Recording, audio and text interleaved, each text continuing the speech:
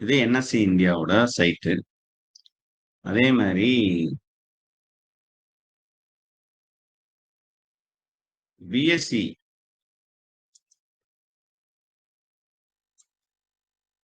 இந்தியான்னு கொடுப்போம். அதோட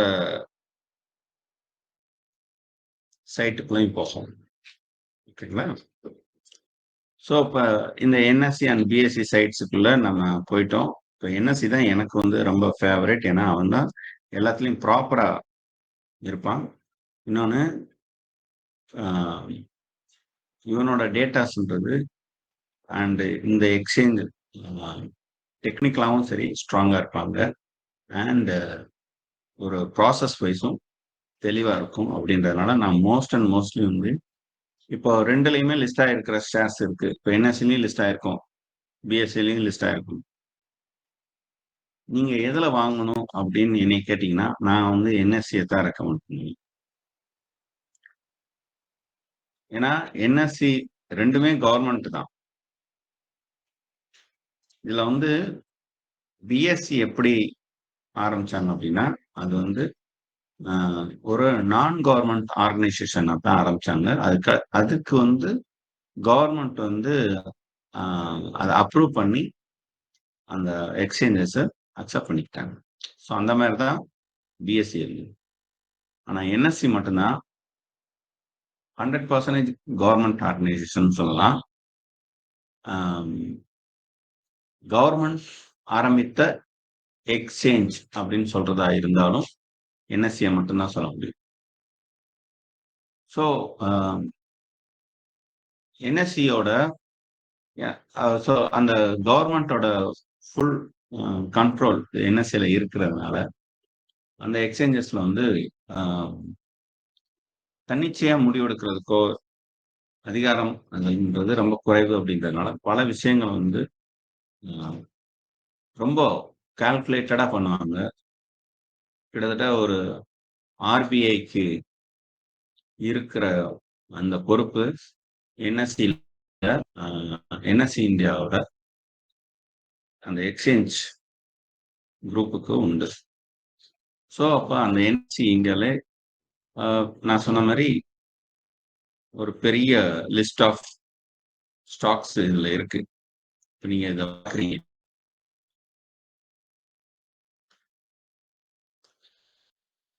ஸோ இதுல நீங்க பாக்குறது வந்து நிஃப்டி 50 ஸ்டாக்ஸை வந்து கொஞ்சம் காட்டுறாங்க. அண்ட் அதுல இருக்கிற கெய்னர்ஸ் அண்ட் லூசர்ஸ் தான் இதுல. ஏன்னா 2500 ஸ்டாக்ஸையும் ஒட்டுக்கா நம்ம பார்க்க முடியாது, அதை வந்து நம்ம அனலைஸ் பண்ண முடியாது. அப்படின்றதுனால இண்டெக்ஸ் பேசிஸான ஒரு ஷேர்ஸ் காமிக்கிறாங்க. ஸோ நீங்க எங்கேயுமே வந்து அந்த 2500 ஷேர்ஸையும் ஒட்டுக்கா பார்க்க முடியாது. பட் இந்த பிசினஸ் லைன் பேப்பர் வாங்கியிருந்தீங்க அப்படின்னா, பிசினஸ் லைன் பேப்பர்ல இந்த என்ன சொல்றது, சண்டே பேப்பர், அதுல வந்து மியூச்சுவல் ஃபண்ட்ஸோட போர்ட்ஃபோலியோஸ் வரும். அண்ட் மற்ற நாட்கள்ல எல்லாமே பார்த்தீங்க அப்படின்னா ஒரு 4வது பக்கம், எஸ் கரெக்டா சொல்றாங்க, 4வது பக்கத்துல பார்த்தீங்கன்னா லிஸ்ட் ஆஃப் ஷேர்ஸ் ஃபுல்லாமே லிஸ்ட் பிரிண்ட் அடிச்சு வச்சிருப்பாங்க. அதுலயும் அவங்க வந்து large cap, mid cap, small gap, SME இப்படின்ட்டு பல செக்டோரியலா பிரிச்சு அதை வந்து லிஸ்ட் அவுட் பண்ணியிருப்பாங்க. ஓகேங்களா? ஸோ ஓரளவுக்கு அந்த பேப்பர்ல அந்த பொடி எழுத்துல கிட்டத்தட்ட எல்லா ஷேர்ஸும் லிஸ்ட் ஆயிருக்கிறத நம்ம பார்க்க முடியும். ஸோ ஆனா அதை வச்சு நம்ம ஒரு நல்ல ஷேரை வந்து ஐடென்டிஃபை பண்ண முடியுமா அப்படின்னா ஐடென்டிஃபை பண்றது கஷ்டம். ஸோ ஒரு நல்ல ஷேர்ஸை நம்ம எப்படி ஐடென்டிஃபை பண்ணுவோம் அப்படின்னா, அதுக்குன்ட்டு சில பேராமீட்டர்ஸ் நம்ம செட் பண்ணுவோம் இல்லையா? எனக்கு இந்த ஷேர்ஸ் குவார்ட்டர் பேசிஸா 4 குவார்ட்டர்லயும் நல்ல ரிசல்ட் கொண்டு வந்துக்கணும். இந்த ஷேர் வந்து டிவிடெண்ட் கொடுத்துக்கிட்டே இருக்கணும். இந்த ஷேரோட பி ரேஷியோ அப்படின்னு சொல்லப்படுற அந்த பிரைஸ் டு ஏர்னிங் ரேஷியோ வந்து நல்லா இருக்கணும். அதாவது ரொம்ப ஓவர் வேல்யூடா இருக்கக்கூடாது. அண்டர் வேல்யூடாவும் இருக்கக்கூடாது. கரெக்ட்டான வேல்யூல இருக்கணும். வாங்கி ஒரு கொஞ்ச நாளைக்கு ஹோல்ட் பண்ணக்கூடிய அளவுல அந்த நம்பர் இருக்கணும். பிபி ரேஷியோஸும் எனக்கு நல்லா இருக்கணும். இப்படி பல பாராமீட்டர்ஸ் நம்ம செலக்ட் பண்ணி, பாராமீட்டர்ஸ்லாம் இருந்ததுன்னா, அது நல்ல ஷேர்ஸ் அப்படின்ட்டு நீங்க முடிவு பண்ணலாம் இல்லையா? ஸோ இந்த பாராமீட்டர்ஸ வச்சு நீங்க எப்படி தேடுவீங்க? இந்த பாராமீட்டர்ஸ சூஸ் பண்ணி தேடுறதுக்கு நம்மளோட எந்த ஒரு டூலுமே இல்ல. அதாவது எ எதுல இல்ல? என்எஸ்சி இந்தியால கிடையாது. பிஎஸ்சி இந்தியால கிடையாது. அதே மாரி ஆம் ப்ரூ, அலைஸ் ப்ளூ அல்லது ஜெரோதா இது மாரியான புரோக்கரேஜ் கம்பெனிஸ் வந்து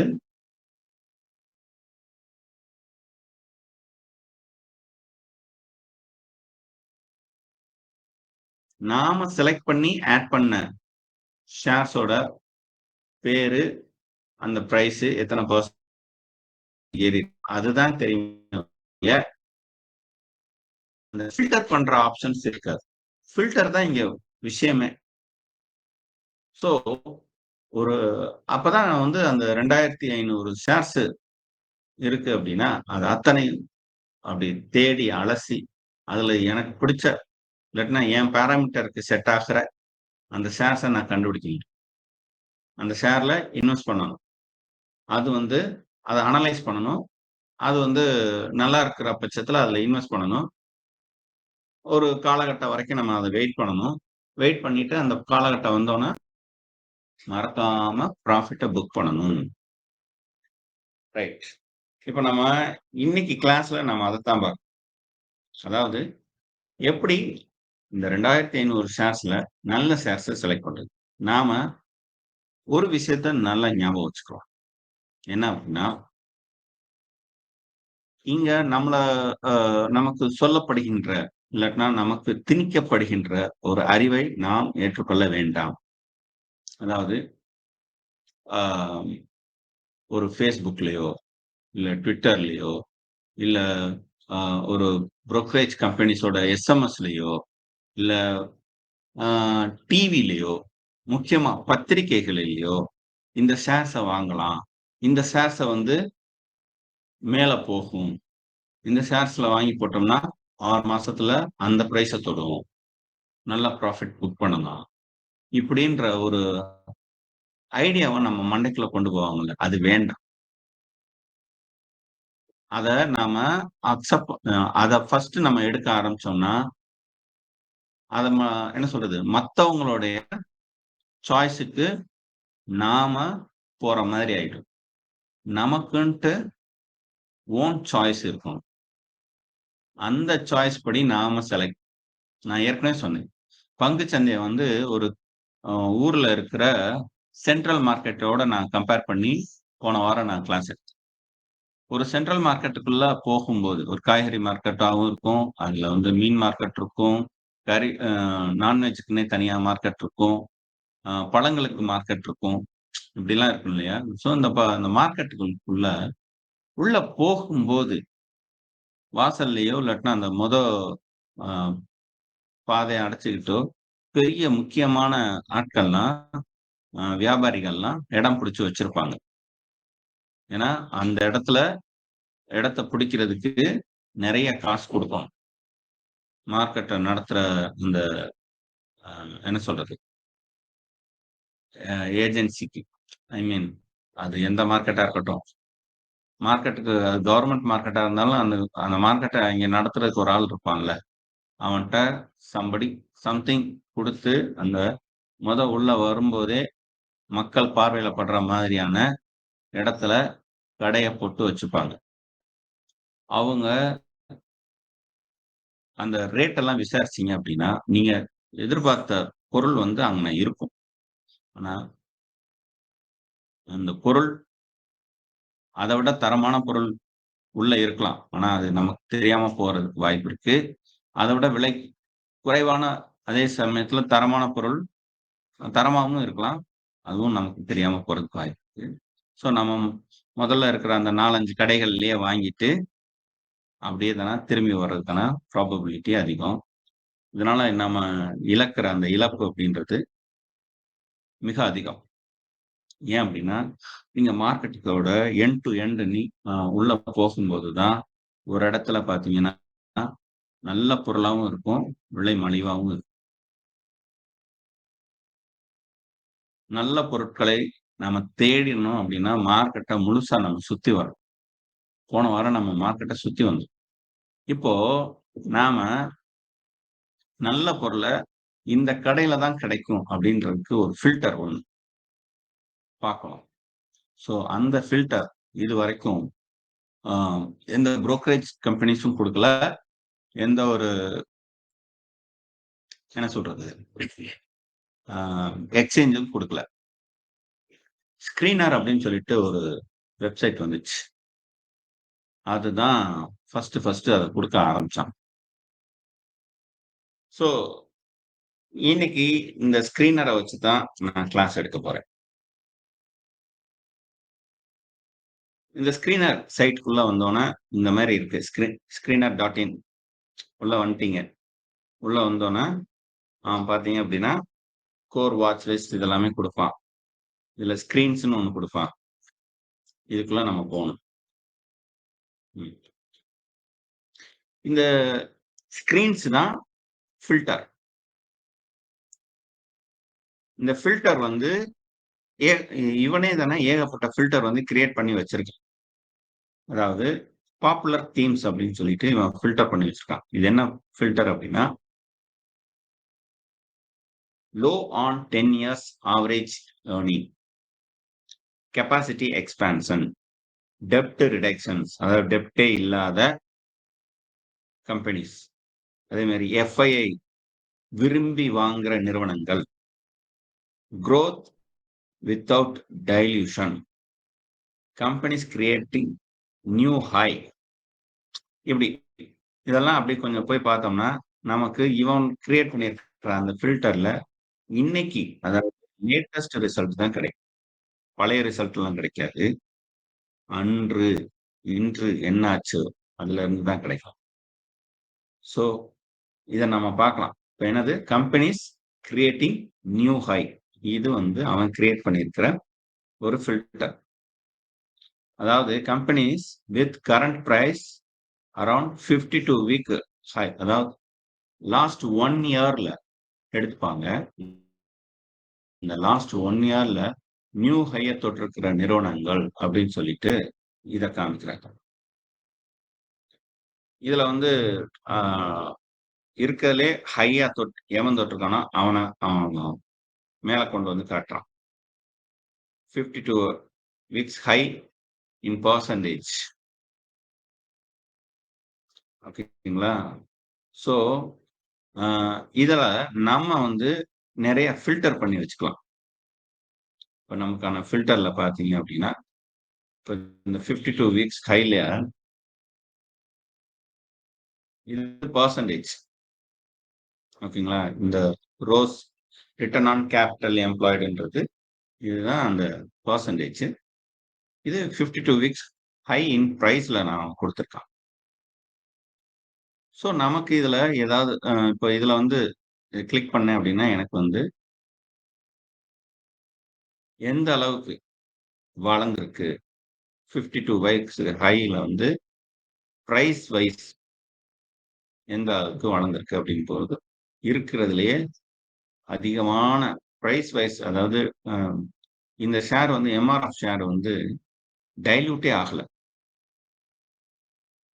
அதனால அவன் வந்து டைல்யூட்ன்றத விட இது வந்து டிவைடே ஆகலன்னு சொல்லுவான். ஆமா.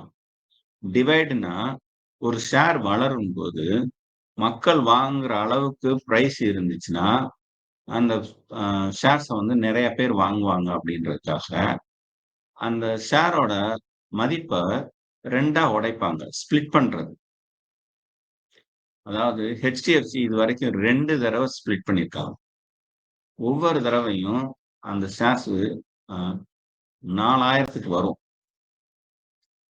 ஒரு 4000க்கு வரும்போது அப்படியே 2ஆ உடைக்கிறது. 3500 ஆமா. 3000 தாண்டுனாலே அவன் ஸ்ப்ளிட் பண்ணிருவான்.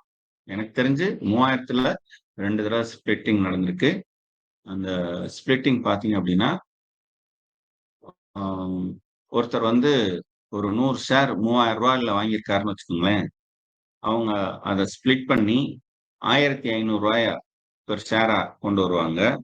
ஆ இந்த 3,00,000க்கு வாங்குனவங்களுக்கு அப்படியே தான டபுளா குடுப்பாங்க. ஸோ ஒரு ஷேர் 2ஆ மாறுது இல்லையா? ஸோ அதனால. ஸோ அந்த மாரி ஸ்ப்ளிட் பண்ணுவாங்க. இந்த எம்ஆர்எஃப்லாம் பார்த்தீங்க அப்படின்னா, ஸ்ப்ளிட்டே பண்ணாத ஷேர். வளர, வளர எனக்கு பெரிய கம்பெனிகள் வாங்குனா போதும். சின்ன கம்பெனிகள் வாங்க வேண்டியது இல்லாட்டினா இண்டிவிஜுவல்ஸ் வாங்க வேண்டியதில்ல அப்படின்னு நெனைக்கிற ஆட்கள் எம்ஆர்எஃப்ல இருக்காங்கன்றதுனால அவன் ஸ்ப்ளிட்டே பண்ணல. ஸோ லாஸ்ட் 1 இயர்ல அதோட குரோத் பார்த்தீங்க அப்படின்னா, 86,000 இருந்திருக்கு. ஒரு ஷேரோட விலை. இன்னைக்கு பாருங்க 1,44,550 கிட்டத்தட்ட ஒரு 60% மேல குரோத். 60 70% மேல குரோத். சரியான குரோத். 1 இயர்ல நமக்கு அந்த அளவுக்கு குரோத் கொண்டு வந்தா, நாம அத வாங்குவோமா? மாட்டோமா?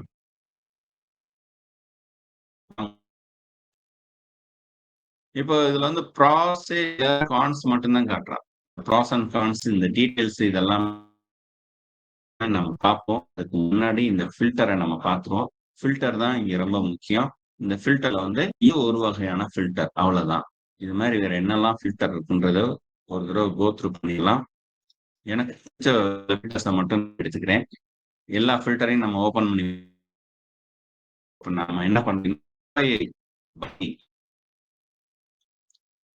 அதிகமா வாங்குற எஃப்ஐஐ வாங்குற ஒரு ஷேர்ஸ் மொத்தம் 76 கம்பெனிஸோட ஷேர்ஸ் காட்டுறாங்க. ஸோ இந்த கம்பெனிஸோட எஃப்ஐஐ ஃப்ரீக்வெண்டா வாங்குற அந்த அளவு இருக்குல்ல, அது கூடிக்கிட்டே போகுது. இப்ப பார்த்தீங்க அப்படின்னா, எஃப்ஐஐ ஹோல்டு எவ்வளோ இருக்கு யூனியன் பேங்க்ல? 6% இருக்கு அப்படின்னு சொல்றாங்க. இதுக்கு முன்னாடி இருந்தத விட இப்ப அதுல எவ்வளவு சேஞ்சஸ் இருக்கு அப்படிங்கும்போது, changes in FII hold percentage 3.11%. முன்ன காட்டிலும் அதிகமா வாங்கியிருக்காங்க. இதுல ரொம்ப அதிகமா வாங்குனது ஜீனஸ் பவர். இந்த கம்பெனிய தான்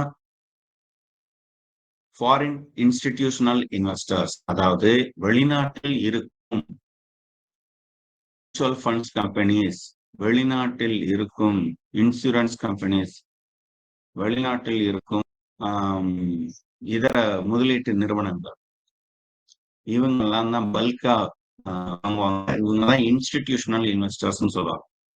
இது போக எஃபிஐ போர்ட்ஃபோலியோ இன்வெஸ்டர்ஸ்.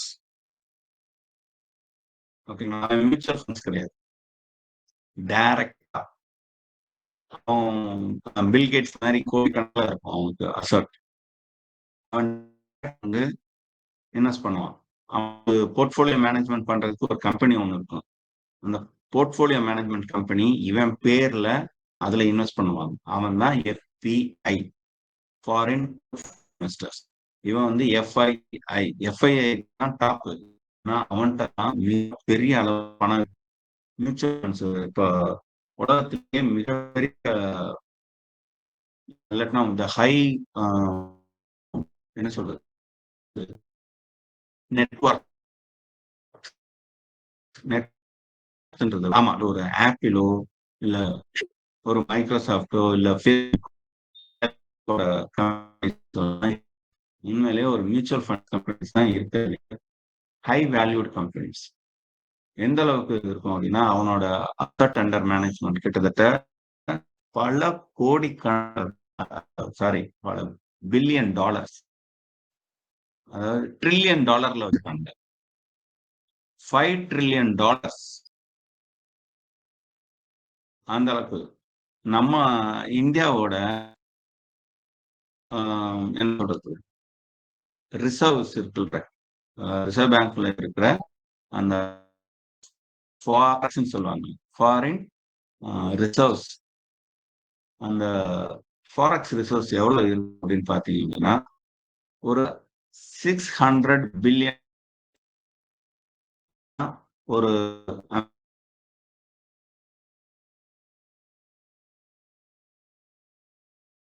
கம்பெனி. இந்த கன்சர்ன் கம்பெனிஸோட ஹோல்டு எவ்வளவு இருக்குன்னு தெரியுங்களா? $5 trillion.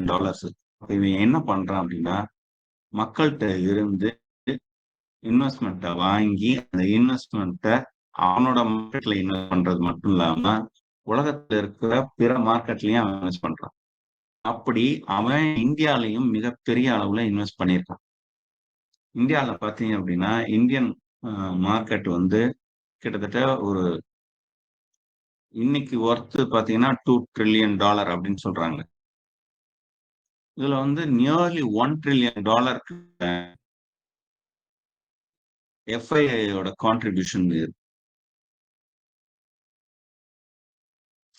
இன்ஸ்டிடியூஷனல் இன்வெஸ்டர்ஸோட கான்ட்ரிபியூஷன்ஸ். அவனோட இன்வெஸ்ட்மெண்ட் இருக்கிறதுனாலதான் நம்ம முக்கியமான மார்க்கெட்டாகவும் ஒரு நல்ல உயரத்தை தொடர்ந்து நம்ம எட்டிக்கிட்டே இருக்கோம். ஓகே, இப்போ அந்த மாதிரியான அதிகமான ஹோல்டு வச்சிருக்கிற நிறுவனங்களோட லிஸ்ட் தான் இது. ஸோ இந்த நிறுவனங்களை வாங்கி போட வேண்டிய அவசியம் என்ன அப்படின்னா, இந்த நிறுவனங்கள் தொடர்ச்சியா மேல மேல மேல மேலன்னு வளர்ந்துகிட்டே போறதுனாலதான் இவங்க வாங்கி போட்டுக்கிட்டே இருக்காங்க. இல்லாட்டினா வாங்க மாட்டாங்க.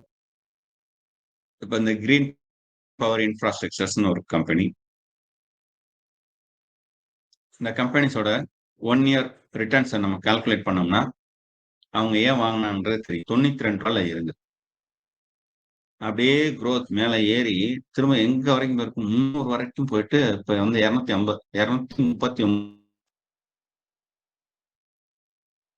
இந்த மாசத்தோட ஹையஸ்ட் பீக் வந்து பாத்தீங்கன்னா மார்ச் 2ஆம் தேதி 285 இருக்கு. எவ்வளவு இருக்கு? 92ல வாங்கி எவ்வளவு வச்சிருக்கான்? 256. அப்ப எத்தனை மடங்கு? கிட்டத்தட்ட 150%. ஒரு வருஷத்துல நீங்க 1 லட்சம் ரூபாய் போட்டிருந்தீங்கன்னா அவன் 2.5 லட்சம் ரூபாய் கொண்டு வந்து கொடுக்குறான். சோ அதுதான் இங்க விஷயம். சோ இவன மாதிரியான கம்பெனிஸ் எப்படி வளருது அப்படின்னா, அவன் தொடர்ச்சியா இன்வெஸ்ட் பண்ணிக்கிட்டே இருக்கான் எஃப்ஐஐ.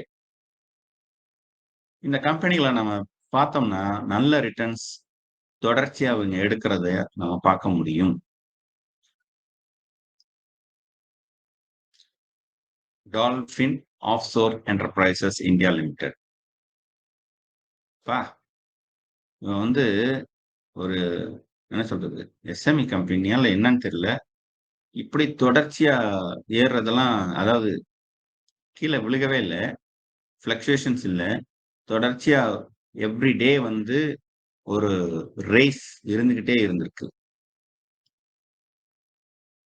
12 ரூபால இருந்திருக்கு ஒரு வருஷத்துக்கு முன்னாடி. ஜஸ்ட் 1 year சார்ட் தான் பாருங்க. 12 ரூபால இருந்திருக்கு. 2000 அப்பதான் நல்லா வந்திருக்காங்க இருக்கு புதுசு. அதுக்கு முன்னாடி சார்ட் கிடையாது. அதுக்கு அடுத்து அப்படியே தான் ஏறான் ஏறிக்கிட்டே இன்னைக்கு எவ்வளவு போகுது அப்படின்னா 317 ரூபாய்.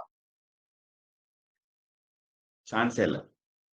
12 ரூபா ஷேர் வந்து 120க்கு போனாலே 10 என்ன சொல்றது 10 மடங்கு, அதாவது 1000%. 120க்கு போனா 240 ரூபாய்க்கு போனா 20 மடங்கு. இது 25 மடங்குங்க. சான்ஸே இல்லை. 25 மடங்குனா நீங்க 1 லட்சம் ரூபாய் போட்டிருந்தீங்கன்னா ஒரு வருஷத்துக்கு முன்னாடி இப்ப எவ்வளவு வந்திருக்கும்? 25 லட்சம் ரூபாய் வந்திருக்கும். அந்த அளவுக்கு growth காட்டுறான். ஏன் அப்படின்னா இந்த மார்க்கெட்டுக்கான டிமாண்ட் தொடர்ச்சியா இருக்கு அப்படின்ட்டு. சோ இத வந்து யார் அனலைஸ் பண்றா? எஃப்ஐஐ அனலைஸ் பண்ணி அதுல அவன் இன்வெஸ்ட் பண்ணி அவனோட எஃப்ஐஐ ஹோல்டு பெர்சன்டேஜ கொஞ்சம் கொஞ்சமா கூட்டிட்டு போறான். 12% ஹோல்டு இருக்கிறதெல்லாம் உண்மையிலேயே நல்ல ஒரு அடையாளம். எஃப்ஐ மட்டும் இல்ல. இப்ப இதுல யாரெல்லாம் ஹோல்டு இருக்குன்றதையும் கீழ வரணும். ஷேர் ஹோல்டர் பேட்டர்ன்ஸ்ல பார்க்கணும். 2017லலாம் மார்க்கெட்குள்ளயே வரல போல இருக்கு. இப்பதான் வந்திருக்கான். ஸோ 2023 டிசம்பர் 23ல உள்ள வந்தோனயே ஃபாரின் இன்ஸ்டிடியூஷனல் இன்வெஸ்டர்ஸ் மட்டும் ஒரு 12% தான் எடுத்துக்கிட்டு டொமஸ்டிக் இன்ஸ்டிடியூஷனல் இன்வெஸ்டர்னு சொல்லக்கூடிய நம்மளுடைய லோக்கல் மியூச்சுவல் ஃபண்ட்ஸ் இருப்பான்ல, இன்வெஸ்டர்ஸ் இருப்பான்ல, அவன் பார்த்தீங்கன்னா 1.58 வச்சு. Public rest of the peoples நம்மள மாதிரியான ஆட்கள் ஒரு 10% வச்சிருக்கோம். ஸோ இவன் தான் உண்மையிலேயே வந்து ஒரு நல்ல ஷேர்ஸ்க்கான அடையாளம் இது. ஓகேங்களா? ஸோ இது மாதிரி இந்த ஃபில்டர் இதெல்லாம் வந்து எந்த நமக்கு யார் எடுத்து சொல்வா? டால்பின் ஆஃப்லைன் என்டர்பிரைசஸ்ன்றத நீங்க எந்த டிவி மீடியாலயும் பார்த்திருக்கீங்களா? இல்ல பத்திரிகைகள்ல பார்த்திருக்கீங்களா?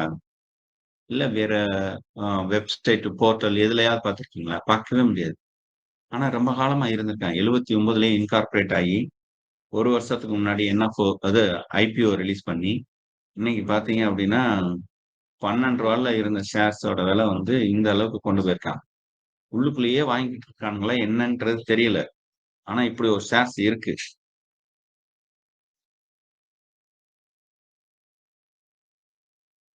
ஸோ இதுதான் நான் சொல்ல வர்றேன். ஸோ ஆம், நான் உங்களுக்கு இது மாரி இன்னும் வேற என்னென்னலாம் ஃபில்டர்ஸ் இருக்குன்றத நம்ம பார்த்துருவோம். ஏன்னா, நாம இது ஒரு ஃபில்டர்ஸ் மட்டும் இல்ல. ஏகப்பட்ட ஃபில்டர்ஸ் இருக்கு.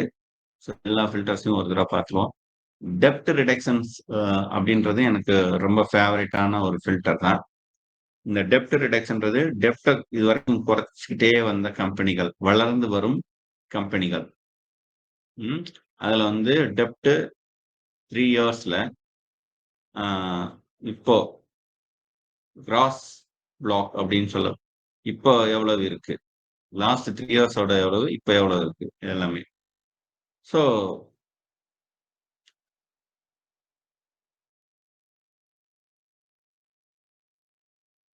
ஸோ கடன குறைச்சுக்கிட்டே வர்றான் அப்படின்னா, என்ன அர்த்தம் அப்படின்னா, கடன் குறையுதுன்னா, அந்த கம்பெனி வந்து குரோத் வளர்ந்துகிட்டே இருக்கு அப்படின்னு அர்த்தம். ஸோ இந்த மாதிரியான கம்பெனிஸோட ஷேர்ஸ் பார்த்தீங்கன்னா, கைக்கு எட்டுற தூரத்துல தான் இருக்கும். நம்ம வாங்கி போடலாம். வாங்கி போட்டோம்னா, நல்ல ரிட்டர்ன்ஸ் அப்படின்றது இருக்கும். யாரெல்லாம் அந்த அளவுக்கு வளர்ந்து வந்துகிட்டு இருக்க கம்பெனிஸ்ன்னு பார்த்து, அதுல ரொம்பவும் லோவா நம்ம பார்க்காம, ஒரு மீடியமான பிரைஸ்ல இருக்கிற ஷேர்ஸ எடுத்து நீங்க பார்க்கலாம். ஸோ அதுல வந்து அ ஃபின் செக்டார்ல இருக்காங்க, ஐடி செக்டார்ல இருக்காங்க. ஸோ உங்களுக்கு ஐடி செக்டார் புரியும் அப்படின்னா, இப்ப இந்த குவாட் ப்ரோ ஐடிஎஸ் கம்பெனிஸோட ஷேர்ஸ் ரூ. 5.90 தான் இருக்கு. கொஞ்சம் கொஞ்சமா வளர்ந்துகிட்டு இருக்காங்க. ஸோ வளர்றதுக்கான வாய்ப்புகள் இருக்கு. ஸோ இது வாங்கி போடலாம். ஸோ இது வந்து ஒரு அடையாளம் தான். இது மாரி நாமளே தான ஓனா ஃபில்டர் எப்படி கிரியேட் பண்றது? அதாவது இந்த ஸ்கிரீன் ஃபில்டர்ஸ் எப்படி கிரியேட் பண்றது? அதுக்கு முன்னாடி இருக்கிற எல்லா ஃபில்டர்ஸையும் ஜஸ்ட் ஒரு ஃபாஸ்ட் ஃபார்வர்ட்ல கோ த்ரூ பண்ணிறலாம். பாப்புலர் ஃபார்முலாஸ்ன்றாங்க. சில ஃபார்முலாஸ் வச்சிருக்காங்க. இந்த ஃபார்முலாஸ் அப்ளை பண்ணி பார்க்கும்போது, ஆ நல்ல ஷேர்ஸோட லிஸ்ட் கிடைக்கும் அப்படின்றது தான் இந்த இது. இந்த இப்போ இந்த காஃபி கேன் போர்ட்ஃபோலியோன்னு இருக்குல்ல. காஃபி கேன் போர்ட்ஃபோலியோன்றது ஒரு ஷேர்ஸ் நல்லா கீழ விழுந்து திரும்ப மேல ஏறுதுல்ல. அதத்தான் வந்து இந்த அ காஃபி கேன் போர்ட்ஃபோலியோ அப்படின்னு சொல்லுவாங்க. ஸோ அந்த மாதிரியான ஷேர்ஸ் எல்லாம் எதுன்னு பார்த்து லிஸ்ட் அவுட் பண்ணுவாங்க. இந்த இதுல வந்து இந்த லாய்ட்ஸ் மெட்டல்ஸ்ன்னு ஒண்ணு இருக்கு. இதெல்லாமே அந்த மாதிரியான ஒரு ஷேர்ஸ் தான். லாய்ட்ஸ் மெட்டல்ஸ் பார்த்தீங்க அப்படின்னா, 582 ஒரு 5 இயர்ஸ்க்கு முன்னாடி எப்படி இருந்துச்சுன்றத பார்த்துருவோம். எவ்வளவு? ரூ. 7 அப்புறம் வந்து இன்னும் அது பாட்டத்துக்கு போகுது. ரூ. 4 2020 வெறும் ரூ. 4 ரூ. 5 ரூ. 6 இன்னைக்கு எவ்வளவுங்க? ரூ. 500. அப்போ ஒரு 3 வருஷத்துக்கு முன்னாடி இந்த ரேஞ்சில 2020 ஏப்ரல் ரூ. 5 அப்படின்னு சொல்லிட்டு ஒரு 1000 ஷேர் வாங்கி போட்டாங்கன்னு வச்சுக்கோங்க. வெறும் 1000 தாங்க. 1000க்கு எவ்வளவு வரும்? ரூ. 5000 இன்வெஸ்ட் பண்ணியிருந்தா இன்னைக்கு எவ்வளவுங்க? 5,88,000. ரூ.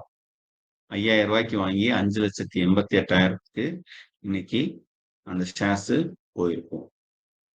ஸோ இது வந்து சாம்பிளுக்காக நம்ம சொல்றோம். இப்போ திரும்பவும் நம்ம ஸ்கிரீன்ஸ்குள்ள போலாம். இந்த காஃபி கேன் மாதிரி எதனா மேஜிக் ஃபார்முலான்னு ஒண்ணு.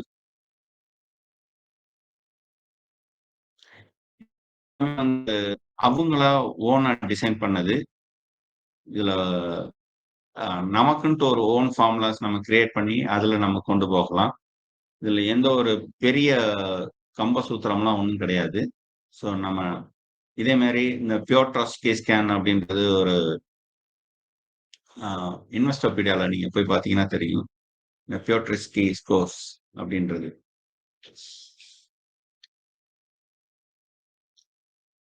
ஸோ இது வந்து ஒரு ஃபார்மட் தான். இதுதான் கண்டிப்பா ஜெயிக்கும் அப்படின்றது இல்ல. இது என்ன சொல்லும் அப்படின்னா, இதெல்லாம் இருந்ததுன்னா அது நல்ல ஷேர். இன்வெஸ்ட் பண்றதுக்கான பொட்டன்ஷியல் ஷேர் அப்படின்னு சொல்றான். ப்ராஃபிட்டபிலிட்டி எந்த அளவுக்கு இருக்கு? லெவரேஜ் அண்ட் லிக்விடிட்டி அதாவது அதோட வால்யூம்ஸ்ல இருக்கணும்.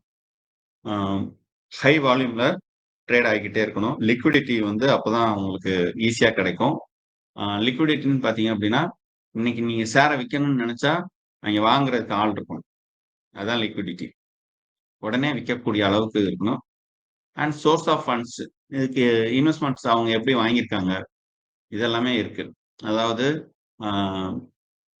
70% மார்க்கெட்ல இருந்தே தானா இன்வெஸ்ட்மெண்ட் வாங்குற ஃபண்ட்ஸை விட எஃப்ஐஐல இருந்து டைரக்டா இன்வெஸ்ட்மெண்ட் வாங்கினவங்க, அப்புறம் ஷேர் ஹோல்டிங்கா இப்போ வந்து கம்பெனியோட ப்ரொமோட்டர்ஸ் அதாவது கம்பெனியோட ஓனர்ஸ் இருக்காங்கல்ல, அவங்கள்ட்ட ஒரு 60% கிட்ட அந்த சோர்ஸ் ஆஃப் ஃபண்ட் அவங்கள்ட்ட இருந்து வந்திருக்கு அப்படின்னா அந்த கம்பெனி வந்து நல்ல கம்பெனி.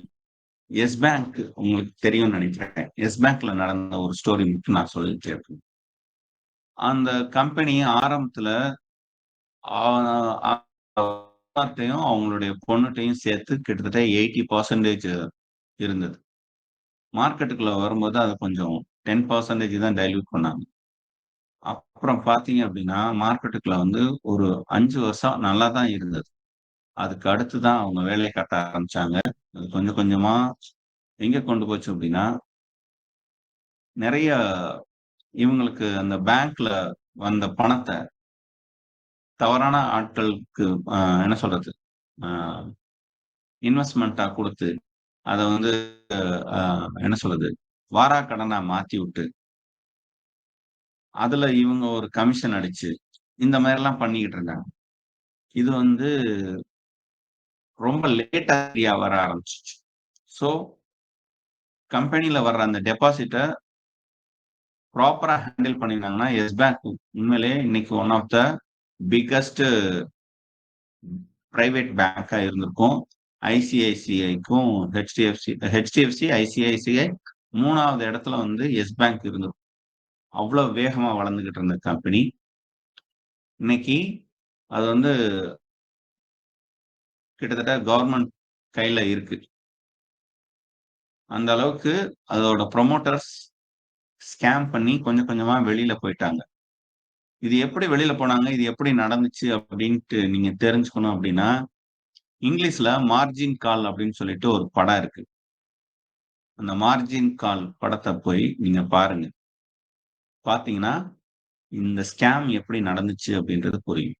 இது ஏன் நான் சொல்ல வரேன்னா, இந்த பியூர் ட்ரஸ்ட் கீயோட ஸ்கோர்ல வந்து சோர்ஸ் ஆஃப் ஃபண்ட்டையும் முக்கியமான ஒரு இதா வச்சிருக்காங்க. அண்ட் ஆப்பரேட்டிங் எஃபிஷியன்சியும் பார்க்குறாங்க. ஆப்பரேட்டிங் எஃபிஷியன்சி நல்லா இருந்துச்சுன்னா, அந்த கம்பெனி ரொம்ப நாளைக்கு நல்லாருக்கும். எனக்கு தெரிஞ்சு ஆப்பரேட்டிங் எஃபிஷியன்சில த பெஸ்ட் கம்பெனி அப்படின்னா ஹெச்டிஎஃப்சி சொல்வேன். அதுக்கு அடுத்து முக்கியமான டெக் கம்பெனிஸ் எல்லாமே ஆப் ஆப்பரேட்டிங் எஃபிஷியன்சில டாப்பா இருப்பாங்க. ஸோ எந்த கம்பெனி மார்க்கெட் என்ன சொல்றது? மார்க்கெட்ல அவங்களோட ஷேர்ஸ் விழுகுது, விழுகல. அது அடுத்த விஷயம். ஆனா தொடர்ந்து குரோத் காமிச்சுக்கிட்டே இருக்காங்களோ, அந்த கம்பெனில எல்லாமே பார்த்தீங்க அப்படின்னா, அதோட ஆப்பரேட்டிங் எஃபிஷியன்சி நல்லா இருக்கும்னு அர்த்தம். ஸோ இதெல்லாத்தையும் வச்சுட்டு இவங்க ஒரு ரேங்க் கொண்டு வராங்க. அந்த ரேங்க்ல அ எந்த அ கம்பெனிஸ் வருதோ, அத லிஸ்ட் அவுட் பண்றது தான் இந்த பியோட்ரஸ்கி ஸ்கேன் அப்படின்னு சொல்லிட்டு. அதுல பார்த்தீங்கன்னா, எஸ்எம்எல் இசுசு அப்படின்னு சொல்லிட்டு ஒரு இந்தியாவும், ஜப்பானும் சேர்ந்து டை அப்ல இருக்கிற இந்த கம்பெனிஸ் டாப்ல இருக்கு. அதோட ஷேர்ஸ் பார்த்தீங்கன்னா 2059ல போயிட்டு இருக்கு. ஓகேங்களா? So right. இப்ப நான் திரும்ப ஸ்க்ரீனுக்கே தான் நான் போவோம். ஏன்னா ஸ்க்ரீன் வந்து ஒரு கடல். அதுல நம்ம முடிஞ்ச அளவுக்கு முத்தெடுக்க பார்ப்போம். ஓகேங்களா? நீங்க என்ன பண்ணுங்க அப்படின்னா, இந்த செஷன் முடிஞ்சதுக்கு அப்புறம், நான் எப்படி ஒரு லாகின் பண்ணியிருக்கேனா, அதாவது என்னோட Google ஐடிய வச்சு நான் இத வந்து லாகின் பண்ணி அ இதுக்குள்ள வந்திருக்கேன். ஸோ அதே மாரி நீங்களும் உள்ள வாங்க. வந்துட்டு இதுல இருக்கிற ஒவ்வொன்னையும் கிளிக் பண்ணி பாருங்க. இந்த price or volume, quarterly results, valuation screens, popular stock screens இப்படியெல்லாம் பண்ணியிருக்கான் இல்லையா? ஸோ இது எல்லாத்தையுமே கிளிக் பண்ணுங்க. பாருங்க ஷோ ஆல் ஸ்கிரீன்ஸ். இது வந்து டிஃபால்ட்டா அவங்க ஏற்கனவே கிரியேட் பண்ணி வச்சிருக்கிறது. அது போக எக்கச்சக்கமா இருக்கு. Penney stocks. இதுல உங்களுக்கு எதெல்லாம் பிடிச்சிருக்குன்னு பாருங்க. அதுல வந்து நல்ல ஸ்டாக்கா நீங்க பார்த்து இன்வெஸ்ட் பண்ணுங்க. இந்த ஸ்மால் கேப் எல்லாமே பார்த்தீங்க அப்படின்னா, இதெல்லாம் இருக்கும். Penney stocks. மார்க்கெட்ல ஃபர்ஸ்ட் உள்ள வர்றவங்க அவங்க பென்னி ஸ்டாக்ஸ்ல வந்து இன்வெஸ்ட் பண்ணலாம். இதுல ஒரு சின்ன சேஞ்சஸ் நடந்தாலும் பெரிய அளவுல ரிட்டர்ன்ஸ் இருக்கும். ஸோ அந்த ரிட்டர்ன்ஸ மைண்ட்ல வச்சுட்டு இதுல அ என்ன சொல்றது? ஒர்க் அவுட் பண்ணலாம். நல்ல ஷேர்ஸா பார்த்து வாங்கலாம். சரி. இப்ப நான் என்ன சொல்ல வரேன் அப்படின்னா, நம்மளா சொந்தமா எப்படி தேடுறது? அப்படின்னு பார்ப்போம். ஓகே. எனக்கு நான் இப்ப தான் புதுசா வந்திருக்கேன். அதனால என்னோட கரண்ட் மார்க்கெட் பிரைஸ் இருக்குல்ல, என்னோட ஷேர் நான் வாங்க போற ஷேர்ஸோட விலை வந்து ரூ. 1000 ரூ. 2000லாம் இருக்கக்கூடாது. அது குறைஞ்சது லெஸ் தென் 300க்குள்ள தான் இருக்கணும். ரூ. 300 தான் இருக்கணும். அடுத்து ன்னு புடிச்சுக்கோங்க. இப்போ அந்த ஷேர்ஸோட பிவி ரேஷியோ அப்படின்னு சொல்லுவாங்க.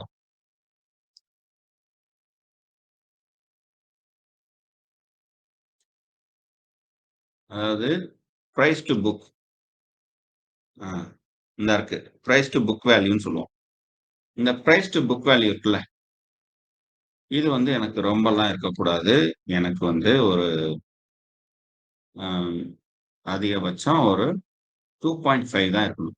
இந்த பிரைஸ் டூ புக் வேல்யூன்னா என்னன்றத நான் சொல்லிர்றேன். பிரைஸ் டூ புக் வேல்யூ அப்படின்றது ஒரு ஷேர்ஸோட உண்மையான மதிப்பு அப்படின்றது அதோட புக் வேல்யூவா இருக்கு. புக் வேல்யூ பார்த்தீங்க அப்படின்னா, ஒரு ரூ. 100 இருக்குன்னு வச்சுப்போம். மார்க்கெட் வேல்யூ பார்த்தீங்க அப்படின்னா, ஒரு ரூ. 250ல ஓடிக்கிட்டு இருக்கோம்னு வச்சுக்கோங்க. அப்படின்னா என்ன அர்த்தம்னா, இதுவரைக்கும் இந்த ஷேரு கொண்டு வந்த ரிசல்ட் படி ஒரு ஷேரோட மதிப்பு, உண்மையான மதிப்பு, அதாவது அந்த கம்பெனிக்காரன் சொல்ற மதிப்பு அப்படின்றது ரூ. 100. ஆனால் அந்த ஷேர் வந்து வளர்றதுக்கான எதிர்காலத்துல வளர்றதுக்கான ப்ராபபிலிட்டி அதிகமா இருக்கு அப்படின்னு சொல்லிட்டு, மக்கள் அதுல வந்து நெறைய பேர் இன்வெஸ்ட் பண்ணுவாங்க. அப்படி இன்வெஸ்ட் பண்ணும்போது ரூ. 100 ஷேர்ன்றத ரூ. 101ன்னு ஒருத்தன் வாங்குவான். இந்த ரூ. 101 ஷேர வந்து இன்னொருத்தன் வாங்கணும் அப்படின்னா, அவன் ஹை வேல்யூக்கு கேட்டா தான் முதல்ல இருக்கிறவன் குடுப்பான். இல்லாட்டினா குடுக்க மாட்டான். ஸோ அப்ப ரூ. 102 ரூ. 103 அப்படியே தானே போயி ஒரு 200, 250 ஓடிக்கிட்டு இருக்குன்னா, இப்ப இந்த 250 இருக்குல்ல, மார்க்கெட் பிரைஸ்.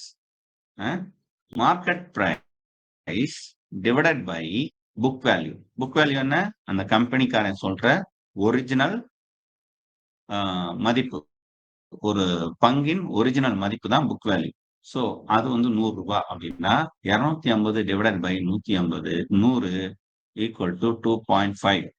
அப்ப அந்த 2.5 தான் ஒரிஜினல் இப்போ இதோட பிவி ரேஷியோ, இந்த பிரைஸ் டு புக் வேல்யூ. இப்போ இந்த பிரைஸ் டு புக் வேல்யூன்றது 2.5க்கு கீழ இருந்தா ஏன் நல்லதுன்னா, அந்த பிரைஸ் வந்து ரொம்ப அதிக அ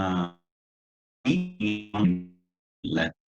ரூ. 100 ஷேர்ஸ அதிகபட்சம் ரூ. 200 ரூ. 250 வாங்கலாம். ரூ. 100 ஷேர்ஸ ரூ. 1000 வாங்குனா, நாளைக்கு அந்த ஷேரோட மதிப்பு விழுந்துட்டா, நாம தானே நட்டம். ஸோ ஒரு அளவுக்கு நாம அதுல முதலீடு செய்யணும். ஒருவேள இந்த ரூ. 100 ஷேரு சில நேரம் வந்து கம்மியாவும் விக்கப்படும். ரூ. 80க்கும் மார்க்கெட் பிளேஸ்ல இருக்கும். ஏன்னா, அந்த ஏதோ ஒரு காரணத்தினால அதோட ஒரிஜினல் மதிப்பை காட்டிலும் கம்மியான ஃபார் எக்ஸாம்பிள் ரியல் மார்க்கெட்டுக்கே வருவோமே. விவசாயி வந்து ஒரு தக்காளி ரூ. 20ன்னு விளைச்சலுக்கு ஆயிருக்கு. மார்க்கெட்டுக்கு வருவது அவன் ரூ. 20 பிரைஸ் தக்காளி வந்து ரூ. 30க்கு விற்பான்.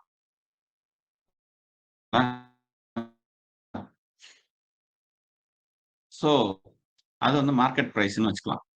சில சமயம் அ அந்த தக்காளி விளைச்சலாகி போகும். ஏதோ ஒரு காரணத்தினால அ வாங்குறதுக்கு ஆள் குறைஞ்சு போயிடுவாங்க. ஸோ அப்படி குறைஞ்சு போயிட்டா அது என்ன ஆகும் அப்படின்னா, இரு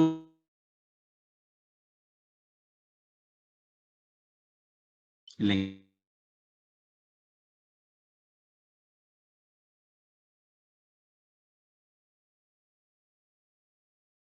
ஒரிஜினல் ரேட்ட விட கம்மியான ரேட்ல நீங்க வாங்குவீங்க. ஸோ அதுதான் உங்களுக்கு ப்ராஃபிட். ஸோ ஆனா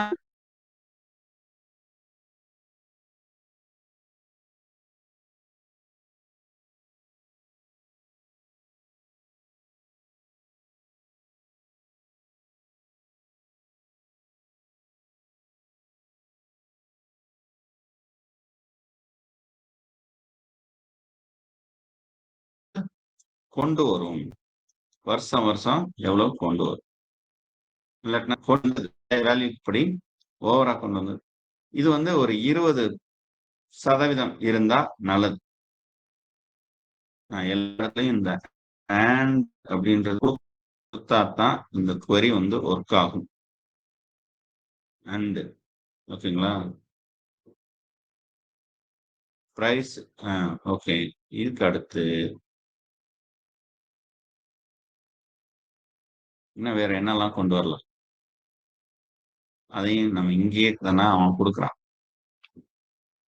மார்க்கெட் கேபிட்டலைசேஷன். அத நான் சேர்த்துக்கிறேன். இந்த மார்க்கெட் கேபிட்டலைசேஷன் வந்து எனக்கு குரோர்ல வேணுன்றானா, எனக்கு மார்க்கெட் கேபிட்டலைசேஷன் வந்து ஒரு 1000 கோடி ரூபாய்க்கு மேல இருக்கு. அப்படின்னா அது மிட் கேப்பா கிடைக்கும். ம். ஓகேங்களா?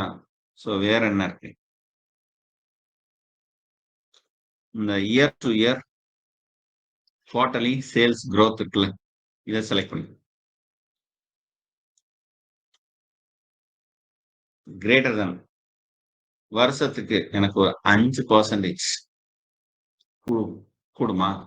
Year on year quarterly sales growth ஒரு 5% கூடுனா கூட நல்ல ரிசல்ட் தான். இன்னும் வேற என்ன இருக்கு? உங்களுக்கு எதெல்லாம் சேர்க்கணும்னு தோணுச்சோ அதெல்லாமே சேர்க்கலாம். ஆனா ரொம்ப நம்ம சேர்த்துக்கிட்டே போனோம்னு வச்சுக்கோங்களேன், என்ன பிரச்சனை அப்படின்னா, ஒரு ஷேர்ஸ் கூட கிடையாது. கிடைக்காது. ஸோ பாராமீட்டர்ஸ் வந்து ரொம்ப அதிகமா ஏன்னா ஒரு சொல்லுவாங்கல்ல, 7 பொருத்தமும் அம்சமா இருந்தா தான் அற்புதமான ஜாதகம். 7 பொருத்தமும் எல்லா இடத்துலயும் நமக்கு ஒட்டுக்கா அமையாது. 9 கிரகமும் ஒரே நேர்கோட்டுல வர்ற மாரி இருந்தா, அது வந்து சூப்பர் டைம் அப்படின்னு சொல்லுவாங்கல்ல. அப்படி எப்போ வரும்? ஒன்ஸ் இன் எ வைல் தான் வரும். அது மாரி எல்லா பாராமீட்டர்ஸும் சரியா இருந்தா தான் ஒரு ஷேர்ஸ வாங்குவோம்னா, அது வராது. நமக்கு எது ஒரு 4, 5 விஷயங்கள் சரியா இருக்கும் அப்படின்னா, அத வாங்கலாம். இயர் ஆன் அன்ஓன் வேர்ட் குவார்ட்டர்லி. ஏன் அப்படின்னா, இந்த இடத்துல நான் போட மறந்துட்டேன். அவன் எரர் அடிக்கிறான். இப்ப வருவான் பாருங்க. வந்துட்டானா? அதாவது கரண்ட் மார்க்கெட் பிரைஸ் ரூ. 300க்கு கீழ நான் வாங்குற அளவுல இருக்கு. பிஇ ரேஷியோ ரூ. 20க்கு கீழ இருக்கு. புக் வேல்யூ அதுவும் ரூ. 2000க்கு கீழ இருக்கு. நான் முதலீடு பண்ற அளவுல இருக்கு. அதே சமயத்துல இவன் சின்ன கம்பெனி கிடையாது. பெரிய கம்பெனி. இவன் லாங் டெர்முக்கு நல்ல அ குரோத் கொண்டு வர்ற ஒரு கம்பெனி. சோ இந்த மாதிரியான கம்பெனில நான் என்ன பண்றேன், நான் வந்து ரொம்ப ஆரம்ப அ விலை எவன் விக்கிறான் அப்படின்னு பார்க்கிறேன். ம். இந்த பிரைட்காம் இவன் வந்து எல்லாத்துலயுமே கரெக்ட்டா இருக்கான். விலை பார்த்தீங்கன்னா ரூ. 18ல இருக்கு. ஸோ இவனோட ஷேர்ஸ நம்ம எடுத்து பார்த்தோம்னா, நல்லா வித்துக்கிட்டு இருந்தவன், இப்ப பார்த்தீங்கன்னா கம்மியான ரேட்ல போய்க்கிட்டு இருக்கான். இவனே ஒரு 5 இயர்ஸ்ல பார்த்தீங்க அப்படின்னா, இறங்கியிருக்கான். திரும்ப நமக்கு மேல வந்துட்டான்னா, நல்லா வரும். வருவானா? அப்படின்றது பொறுத்திருந்து பார்த்தால் தெரியும். ஆனா நமக்கு இதுல வந்து நெறைய நல்ல விஷயங்கள் இருக்கு. முன்ன காட்டிலும் இவன் என்ன சொல்றது? ஒரு அ கவுண்டமணி காமெடி சொல்லுவாங்கல்ல. நாதஸ் திருந்திட்டான் அப்படின்னு. அது மாரி நெறைய தப்பெல்லாம் பண்ணி திருந்திட்டான். இவனோட அ அந்த நெகட்டிவான விஷயங்கள் எல்லாத்தையுமே படிப்படியா குறைச்சுக்கிட்டே வரான். ஓகேங்களா? இப்ப பார்த்தீங்க அப்படின்னா, கம்பெனி இஸ் அல்மோஸ்ட் டெப்ட் free. Stock is trading 55 times its book value. அதாவது புக் வேல்யூவ காட்டிலும் ரொம்ப கம்மியா தான் இருக்கு. ஒரிஜினல் புக் வேல்யூல கூட இவனோட ஷேரோட மதிப்பு ரூ. 100. ஆனா இவன் வந்து 55 பைசாவுக்கு விக்கிறான்னு வச்சுக்கோங்க. ரூ. 55க்கு விக்கிறான் அப்படின்ற மாரி. Company expected to give good quarter result வரும் அப்படின்ட்டு எதிர்பார்க்குறாங்க. Company has delivered good profit growth. 27% growth over last 5 இயர்ஸ்ல பார்த்தீங்க அப்படின்னா, ஒரு அ 27% குரோத் காமிச்சிருக்காங்க. 5 இயர்ஸ்க்கு முன்னாடி 2019ல ரூ. 1.97 இருந்துட்டு, இப்ப பார்த்தீங்கன்னா ரூ. 20ல இருக்கு. ஆ இப்பதான் புரியுது இவன ஏன் வந்து மேல ஏறிட்டு விழுந்திருக்கான் அப்டின்ட்டு. வேணுக்கும்னே ஏத்தியிருக்காய்ங்க. நல்ல கம்பெனி இல்லையா? ஒழுங்கா தான் போய்க்கிட்டு இருந்தான். ஒழுங்கா போனவன்ட்ட ஒரு 4, 5 குரூப்பா ஃபார்ம் பண்ணிக்குவாங்க. அதாவது ஆ மக்கள்ட்ட ஒரு கம்பெனி நல்ல கம்பெனியா தெரியுது, நல்ல பேர் இருக்கு அப்டின்னா, அ இவங்க வந்து அந்த ஒரு செயற்கையா ஏத்துறது. ஆர்ட்டிபிஷியலா ஏத்தி அந்த கம்பெனிக்கு அ நல்லா ஏத்தி விட்டுட்டு, அதுக்கு அடுத்து ப்ராஃபிட்ட புக் பண்ணி வந்துருவாங்க. இவங்க எல்லாருமே இந்த இன்வெஸ்டர்ஸ் என்ன பண்ணுவாங்க அப்டின்னா, ஒரு பொட்டன்ஷியல் பீப்பிளா இருப்பாங்க. இவங்கள்ட்ட ஒரு 100,00,00,000, 500,00,00,000 இருக்குன்னு வச்சுக்கோங்களேன். அந்த 100,00,00,000 கொஞ்சம் கொஞ்சமா இறக்குவாங்க. இது ஆரம்பத்துல இறக்க இறக்க அப்படியே தானே இது ஏறிக்கிட்டே போகும். இதுக்கு அடுத்து இது ஏறுறத பார்த்துட்டு மத்த ஆட்கள் எஃப்ஐஐ, டிஐஐ அந்த பப்ளிக்கு எல்லாரும் வாங்குவாங்க. நல்லா வாங்க ஆரம்பிச்சோனே, அங்க இருந்து இவன் என்ன பண்ணுவான்னா, விக்க ஆரம்பிச்சுருவான். விக்க ஆரம்பிச்சதுக்கு அப்புறம் திரும்ப மேல ஏறுதுல அது யாருன்னா, ஆஹா! நல்ல பிரைஸ்க்கு கிடைச்சிருச்சு, நல்ல ஷேரு அப்படின்னு சொல்லிட்டு சில பேர் நடுவுல வாங்கியிருப்பாங்க. அதனால ஏறிரும். அப்புறம் திரும்பவும் விக்க ஆரம்பிச்சா, அப்படியே படிப்படியா இறங்கிட்டு இந்த இடத்துக்கு வந்துருவான். இது உண்மையான குரோத். ரூ. 1 ஷேர வந்து ரூ. 20க்கு போறதுன்றது ஓகே தான். ஓகேங்களா? ஸோ காரணம் இல்லாம ஷேர்ஸ் வந்து ஏறுதுன்னா, நாம கொஞ்சம் கவனிச்சு தான் வாங்கணும். அதுக்கு தான் இந்த முக்கியமான இந்த ஷேர்ஸ் நமக்கு சொல்ற பாடம். ஓகே. வேற என்ன இருக்கு? South Indian Bank. South Indian பேங்க்க பத்தி இப்ப நியூஸுமே எனக்குமே வந்துச்சு. ரொம்ப நல்லா ஸ்டெடியா குரோ ஆகிக்கிட்டு இருக்கான் அப்படின்னு. அதுதான் நமக்கு வேணும். ஸ்டெடி குரோத் இருக்கா? அவன்ட்ட வந்து தாராளமா இன்வெஸ்ட் பண்ணலாம். இன்னமும் அவன் மேல தான் போவான். லாஸ்ட் 10 இயர்ஸ்ல இருந்த குரோத் இறங்கிட்டு மேல ஏறிக்கிட்டு இருக்கு. ஸோ இது வந்து நம்ம இப்ப கையில என்ன சொல்றது? சில கம்பெனிஸ் வந்து ஒரு காலகட்டத்தில ரொம்ப ஹைப் ஏத்தி பெரிய விலைக்கு போயிட்டு, திரும்ப படு பாதாளத்துக்கு வந்ததுக்கு அப்புறம், அவங்க இருந்தாலும் முழுமையா வீழ்ச்சி அடையாம, அப்படியே தான தங்கள்ட்ட இருக்கிற அந்த புக் வேல்யூவ காப்பாத்திக்கிட்டு, சர்வை பண்ணி கொஞ்சம் கொஞ்சமா மேல வருவாங்க. ஸோ அந்த மாதிரியான கம்பெனிகள், இந்த மாதிரியான ஒரு ரிசல்ட்ட கொண்டு வரும்போது, நாம அதுல வாங்கி போடலாம். ஸோ இந்த இது எல்லாமே இந்த ரகம் தான். எல்லாம் சொல்லி வச்ச மாரி விழுந்து எந்திரிக்கிற நிறுவனங்களா தான் இருக்காங்க. ஸோ இந்த இப்ப விழுந்து எந்திரிக்கும்போது, இவங்களோட குரோத் வந்து நல்லாவே இருக்கும். இப்போ இதுலயே இன்னும் கூட ரிவர்ஸா யோசிப்போம். அதாவது இதுலயே பி/இ ரேஷியோலயே கரண்ட் மார்க்கெட் பிரைஸ்லயே ரொம்ப நல்லா வச்சிருக்கிற வால்யூம் அதிகமா பண்ணிக்கிட்டு இருக்கிற சில நிறுவனங்கள எடுத்துட்டோம்னா, அவன் பார்த்தீங்கன்னா செம்மையா கொண்டு வருவான். 174 இப்ப எவ்வளவு? 277. ஸோ கிட்டத்தட்ட ஒரு 60% நல்லாவே ஏறியிருக்கு.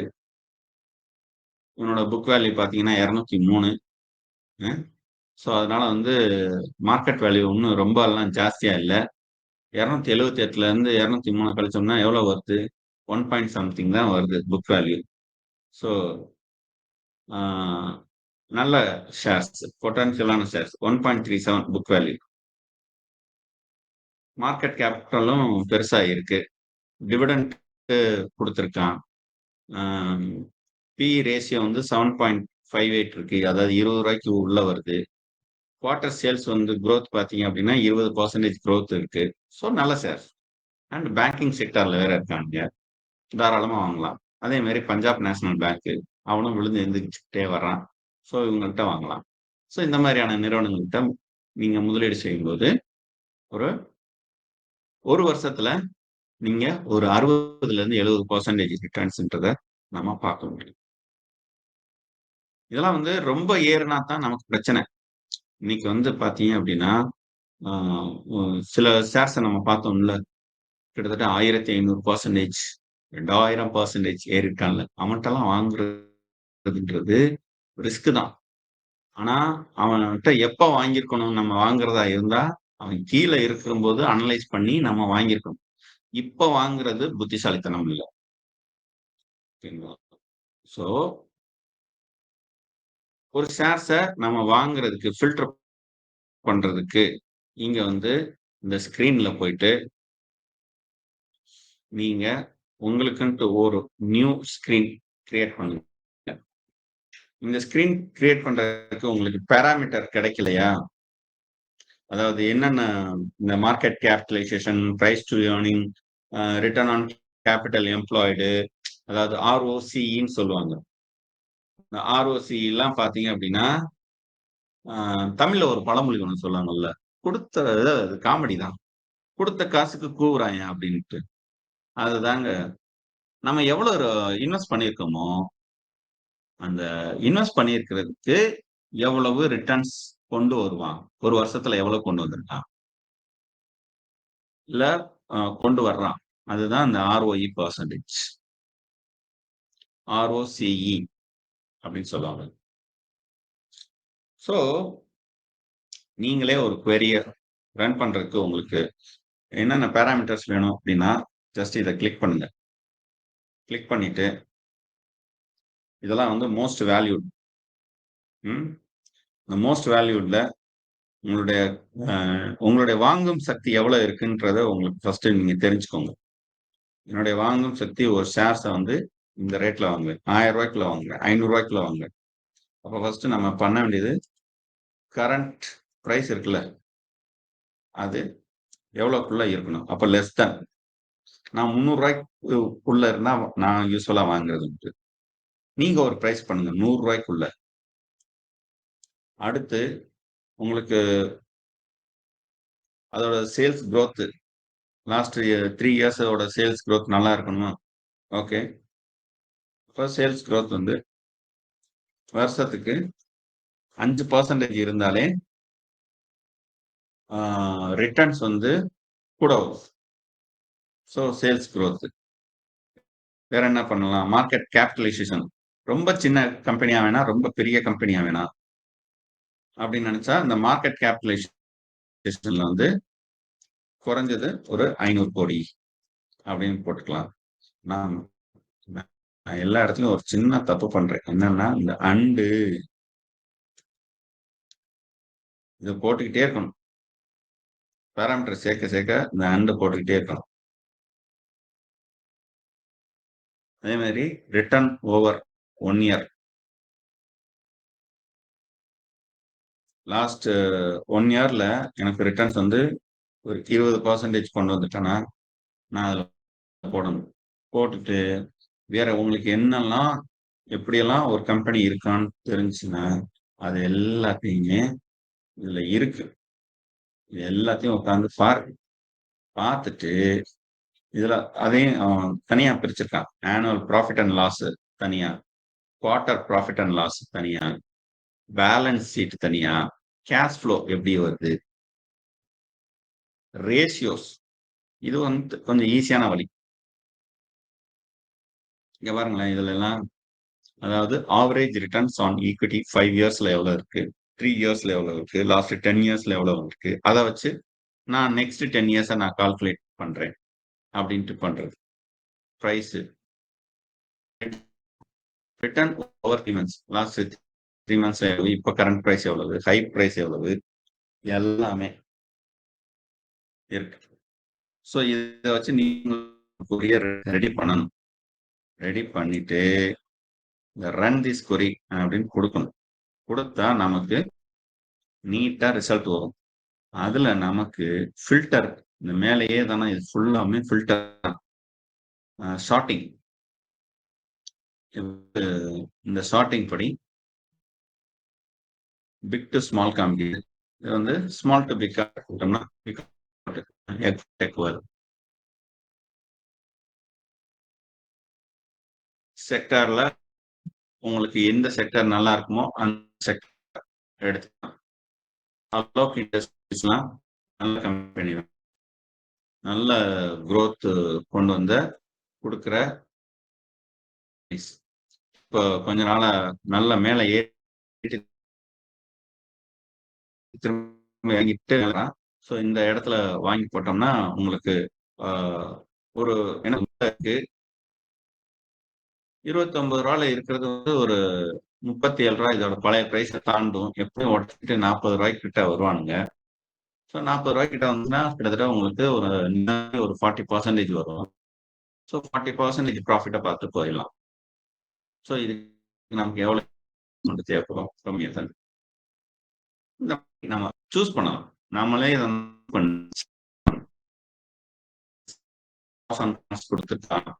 பியர் கம்பேரிசன், அதாவது அவன் கம்பெனி மாதிரியே மற்ற கம்பெனிஸ் என்ன இருக்கு, இவனோட நிலைமை என்ன இருக்கு அப்படின்னு பார்க்கலாம். சில சமயம் நான் என்ன பண்ணுவேன்னா இந்த கம்பெனியை ஸ்டடி பண்ணிட்டு மற்ற கம்பெனி ரொம்ப நல்லா இருக்கிறத அப்புறம் அந்த கம்பெனி ஸோ அந்த மாதிரிலாம் வாங்கி போட்டிருக்கேன். ஸோ அது எனக்கு வந்து நல்ல ரிசல்ட்டை கொண்டு வந்து கொடுத்துருக்கு. ஓகேங்க. ஸோ இதுல வந்து நமக்கு profit and loss statement and quarterly ரிசல்ட்ஸ்ல வந்து இந்த சைடு பார்க்காதீங்க, இந்த ஓரத்துக்கு வாங்க. இவன் ஒரு லாஸ்ட் 3 குவார்டர் நல்ல ரிசல்ட் கொடுத்தான் அப்படின்னா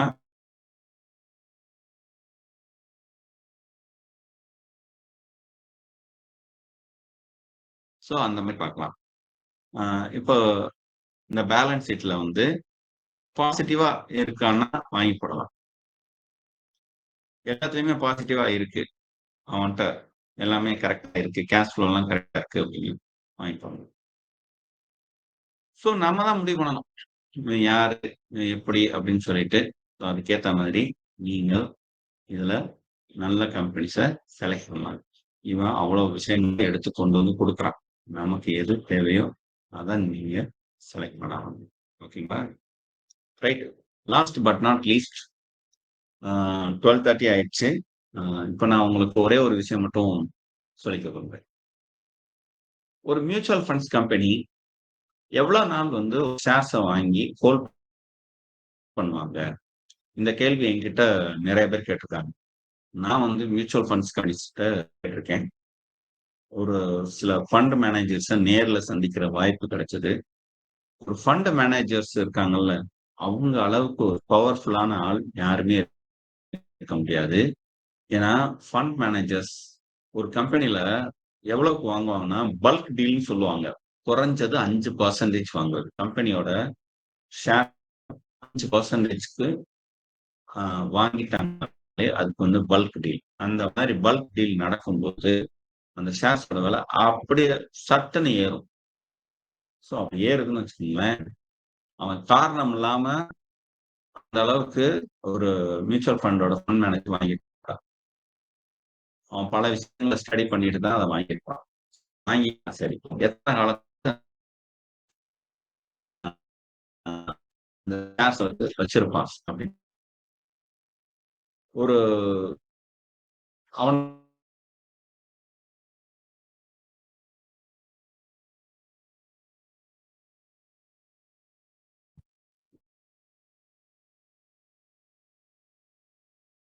ரூபாய்க்கு பண்ண, அதுக்கு அடுத்து அவன் என்ன பிரைஸ் மேல போனானோ, அவன் அந்த டைல்யூட் பண்றத பண்ணிக்கிட்டே தான் இருப்பான். அதாவது வித்துக்கிட்டு தான் இருப்பான். ரூ. 100 ஷேர் ரூ. 200க்கு போகும் அப்படின்னு பேசிக்கிட்டா கூட, ஃபண்ட் மேனேஜர் வந்து யோசிக்கவே மாட்டான். வித்துருவான். வித்துட்டு பார்லனா இன்னொரு ஷேர் ஒண்ணு இருக்கும். அந்த ஷேர்ஸ் அதுல இன்வெஸ்ட் பண்ணுவோம். இந்த மாதிரியான ஸ்ட்ராட்டஜிஸ் இருக்கிற மியூச்சுவல் ஃபண்ட்ஸ் மட்டும் தான் உங்களுக்கு இயர் ஆன் இயர் வந்து குரோத் பார்த்தீங்க அப்படின்னா, ஒரு 20 டூ 30% ஈஸியா கொண்டு வந்து குடுக்கும். சில ஃபண்ட் மேனேஜர்ஸ் அந்த மாதிரியான ஸ்ட்ராட்டஜிஸ் இருக்காது. ஏன்னா, அந்த ஃபண்டே அந்த மாதிரியான ஃபண்ட் கிடையாது. இண்டெக்ஸ் ஃபண்டுன்னு ஒண்ணு இருக்கு. இந்த இண்டெக்ஸ் ஃபண்ட் எல்லாம் பார்த்தீங்கன்னா, மார்க்கெட்டோட இண்டெக்ஸ் என்ன இருக்கோ, அந்த இண்டெக்ஸ்ல இன்வெஸ்ட் பண்றது. அவ்வளவுதான். அதுல என்ன பெர்சன்டேஜ்ல அவங்க இன்வெஸ்ட் பண்ணிருக்காங்களோ, அதே பெர்சன்டேஜ்ல அவங்க பண்ணுவாங்க. ஸோ பார்த்தீங்க அப்படின்னா, ஒரு 15 ரிட்டர்ன்ஸ் இண்டெக்ஸோட குரோத்க்கு ஏத்த மாரி தான் இருக்கும். அதனால தான் வந்து இண்டெக்ஸ் ஃபண்ட் எல்லாம் ரெக்கமெண்ட் பண்றது இல்ல. ஏன்னா, அவங்க வந்து ஒரு சர்டன் பீரியட் வந்தோனே ப்ராஃபிட்ட வெளில வரமாட்டாங்க. அப்படியே நிப்பாங்க. விட்டு வைப்பாங்க. அதுதான் தப்பு இருக்கிறதுலயே. நல்ல மியூச்சுவல் ஃபண்ட்ஸ் அப்படின்னா, இந்த ஸ்ட்ராட்டஜிஸ் அவங்களுடைய அந்த ஃபண்டுலயே இருக்கும். மல்டி கேப் ஃபண்டுன்னு ஒண்ணு இருக்கு. அதாவது large cap, mid cap, small cap. அ வந்து கரெக்ட்டா மேல வரும்போது வித்துட்டு, அந்த ஃபண்ட் எடுத்து யூஸ் பண்ணக்கூடிய அந்த இது இருக்கு. அதே மாரி அ இன்னும் ஒரு சில ஃபண்ட்ஸ் என்ன சொல்றது? கான்ட்ரா ஃபண்டுன்னு ஒண்ணு இருக்கு. அதெல்லாம் கிட்டத்தட்ட ஹைபிரிட் ஃபண்டு. அதாவது அ ஒரு 20% வந்து டெப்ட் வச்சிருப்பாங்க. 80% வந்து ஈக்விட்டில போடுவாங்க. ஸோ, இப்ப ஈக்விட்டில அவங்க எடுக்கிற அப்படியே அந்த ப்ராஃபிட்ட தூக்கி டெப்ட்ல போட்டுருவாங்க. டெப்ட் கொஞ்சம் ஒரு 8% கொண்டு வந்து குடுத்துட்டே இருக்கும். ஸோ, இது அ நல்ல ஃபண்ட். அதே மாரி ஃப்ளெக்ஸி கேப் ஃபண்டுன்னு ஒண்ணு இருக்கு. அதுவும் நல்ல ரிட்டர்ன்ஸ் கொண்டு வரும். இது எல்லாமே சொல்ற மாரி ஒரு சர்டன் பீரியட் கழிச்சு அந்த பிரைஸ் மேல ஏறாட்டினாலும் அவங்க அந்த பீரியட் வந்தோனே வித்துருவாங்க. அதுக்கும் ஒரு டைமும் வச்சிருப்பாங்க. அந்த டயத்த இந்த ஸ்ட்ராட்டஜிஸ் தான் வேணும்னு நான் சொல்றேன். விட்டு அப்படியே நான் விட்டு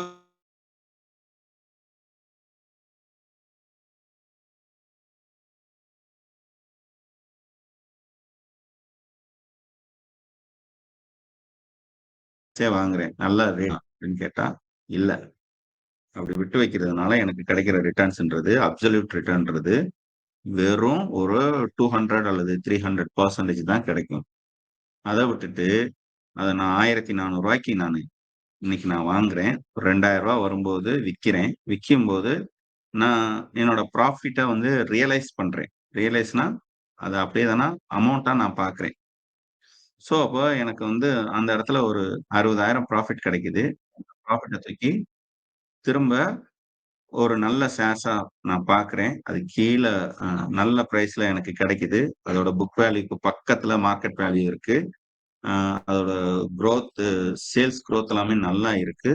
அம் அதோட கேபிட்டலைசேஷன் நல்லா இருக்கு. எல்லா வகையிலயும் பார்த்தீங்கன்னா, ரொம்ப நல்ல ஷேரா தோணுது. ஸோ, அதனால நான் வாங்கி போடுறேன். ஒரு 6 மாசமோ, 1 வருஷமோ நான் அத விட்டு வைக்கிறேன். நான் நெனச்ச பிரைஸுக்கு வருது. வந்தோனே வித்துர்றேன். இப்படியே நான் பண்ணேன்னா, என்னோட முதலீடு அப்படின்றது ஒரு 10 வருஷத்துல எனக்கு வந்து அ ஒரு 10 மடங்கு, 15 மடங்கு ரிட்டர்ன்ஸ கொண்டு வந்து குடுத்துரும். அதுதான் ஒரு நல்ல ஸ்ட்ராட்டஜிஸியா இருக்க முடியும். அதனால நான் என்ன சொல்லுவேன் அப்டின்னா, நீங்க சில பேர் சொல்ற மாரி வாங்கி போட்டுட்டு விட்டுருங்க அப்டின்றதெல்லாம் கிடையாது. வாங்கி போட்டுட்டு ஒரு கட்டம் வரைக்கும் விட்டுருங்க. அதுக்கு ஒரு அ பாராமீட்டர் செட் பண்ணிக்கோங்க. நான் இந்த பிரைஸ் வரும்போது வித்துருவேன். இல்ல எனக்கு இந்த பீரியட் வரும்போது மார்க்கெட் உச்சத்துல இருக்கும். ஸோ அப்ப நான் வித்துருவேன். இல்ல பட்ஜெட் அலோகேட் பண்றதுக்கு முன்னாடி வித்துருவேன். ஏதோ ஒண்ணு ஒரு ஸ்ட்ராட்டஜிஸ் ஒண்ணு வச்சுக்கோங்க. அந்த ஸ்ட்ராட்டஜிஸ் வரும்போது கரெக்ட்டா வித்துட்டு வெளில வாங்க. அதே மாரி நட்டம். சில ஷேர்ஸ் உங்கள அறியாம ஒரு சொதப்பலான ஷேர்ஸ் வாங்கிட்டீங்க. இப்ப இந்த ஷேர்ஸ விட்டு நம்ம எப்ப வெளில வர்றது அப்டின்னா, இந்த எஃப்ஐஐ ட்ட இருந்து இதெல்லாம் நம்ம கத்துக்கணும். எஃப்ஐஐ என்ன பண்ணும் அப்டின்னா, முக்கியமா எஃப்ஐஐ ல எஃப்பிஐ ஃபாரின் போர்ட்ஃபோலியோ இன்வெஸ்டர்ஸ் அவன் என்ன பண்ணுவான் அப்டின்னா, கரெக்ட்டா ஒரு 50%க்கு மேல நெகட்டிவா போச்சு அப்டின்னா, அத விட்டுட்டு ஐ மீன் அந்த ஷேர்ஸ வித்துட்டு வெளில வந்துருவான். இப்போ ரீசென்ட்டா ஒரு நல்ல ஒரு எக்ஸாம்பிள் என்ன அப்டின்னா, வாரன் பஃபட் வந்து Paytm வந்து வித்துட்டு வெளில வந்தாரு. அவரு வாங்குன விலைக்கு பாதி விலை வந்தோனயே தானே வித்துட்டு வெளில வந்தாரு. அவரு வித்துட்டு வெளில போன அடுத்த நிமிஷம், அவரு வித்தது பார்த்தீங்கன்னா, 950லயோ அ வித்தாரு. 950 இல்ல, 980 டூ 1000 அந்த ரேஞ்சுல வித்தாரு. ரூ. 1000க்கு வித்தாருன்னு வச்சுக்கோங்களேன். அவர் வாங்குனது நியர்லி 2000க்கு பக்கத்துல அவர் வாங்கியிருக்காரு.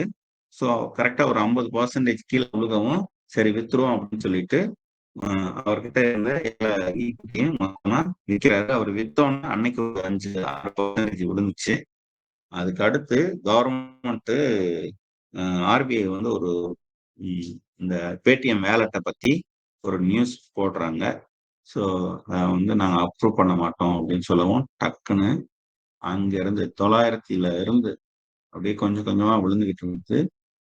ஒரே நாள்ல பார்த்தீங்க அப்படின்னா, கிட்டத்தட்ட 20% எல்லாம் விழுந்து ரூ. 300 தொட்டுச்சு. ஸோ இப்போ 300ல இருந்து 400க்குள்ள ஓடிக்கிட்டு இருக்கு. அந்த Paytm ஷேர்ஸ். அப்ப நீங்க நட்டத்துல விக்கிறதுக்கும் ஒரு சர்டன் பெர்சன்டேஜ் இருக்கு. 50% நட்டத்த பார்க்கலாம். அதுக்கு மேல பார்க்கக்கூடாது. வெளியில வந்துரணும். அதே மாரி ப்ராஃபிட்க்கு வந்து அ எஸ்எம்இ ஷேர்ஸ் அல்லது ரூ. 200க்கு கீழ ஒரு ஷேர்ஸ நீங்க வாங்குறீங்க அப்டின்னா, அவனோட குரோத் சேல்ஸ் குரோத் வந்து ஒரு வருஷம் அ வருஷம் பார்த்தீங்கன்னா 20% மேல இருக்கு அப்டின்னா, ஒரு 1 வருஷம் விட்டு வைக்கலாம் அப்டின்னு பிளான் பண்ணிக்கோங்க. அந்த 1 வருஷத்துக்கு கீழ நடுவுல விழுந்தாலும் கவலைப்படாதீங்க. அப்படியே தான பொறுமையா இருங்க.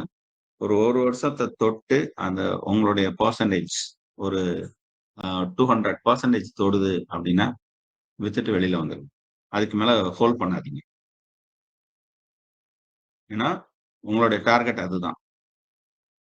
ஒரு 100% வந்தாலே யோசிக்கவே கூடாது. வித்துட்டு அடுத்த ஷேர்ஸ பார்க்கணும். அ எஸ்எம்இ எஸ்எம்இன்னா small and uh mid cap enterprises. அதுதான் எஸ்எம்இ.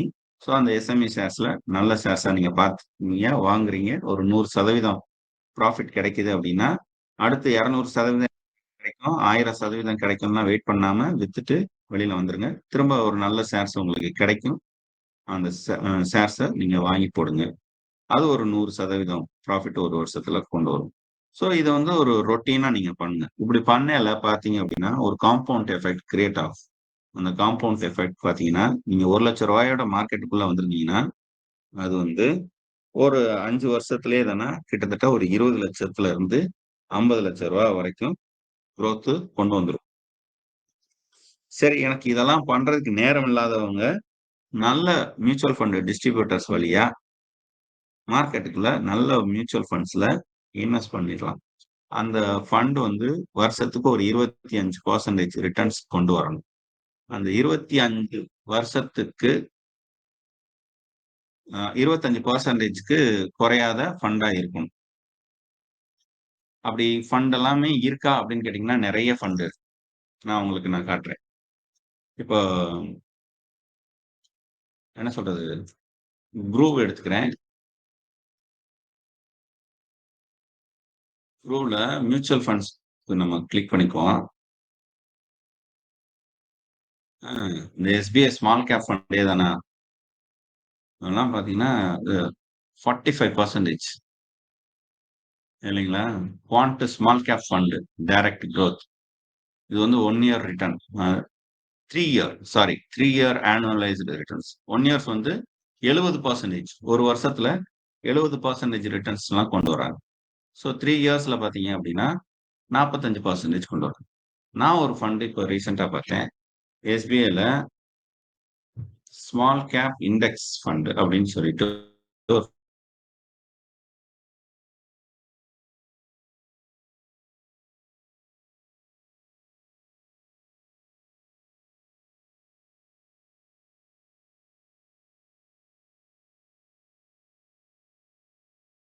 60%. போன வருஷம் நான் ரூ. 1,00,000 போட்டிருந்தேன்னா, எனக்கு வந்து 1,64,000 இப்போ வந்திருக்கும். இதுதான் இவன் சொல்றான். ஸோ அது மாரி நூத்துக்கணக்கான ஃபண்ட் வந்து இருக்கு. அ ஸோ அந்த மாரியான ஃபண்டுல நீங்க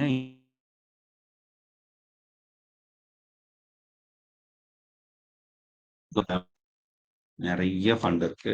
so SBI small and mid cap fund இப்படி நெறைய இருக்கு.